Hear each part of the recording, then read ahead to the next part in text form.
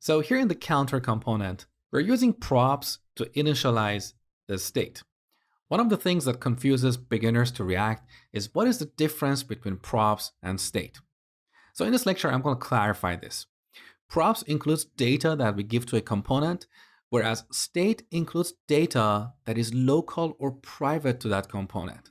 So other components cannot access that state. It's completely internal to that component. In other words, if we go to our counters component, this is where we're using the counter component. All the attributes that we're setting here, these attributes are part of the props, the input to the component. We cannot access the state of this component. The state is local and internal to that component. Similarly, this counters component has its own local state, which is completely invisible to other components. Now, sometimes a component may not have a state. It may get all the data that it needs via props, and you're going to see that later in this section. One more thing you need to know about props versus state is that props is read-only. In other words, we cannot change the input to this component inside of this component. Let me show you. So if we go back to our counter component, here in handle increment, I'm going to change one of the properties of the props object.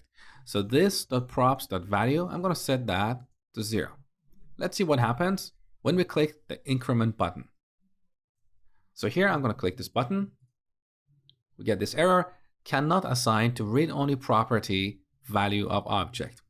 So React does not allow you to change any properties of the props object. It's purely input to a component, and we should not modify the input.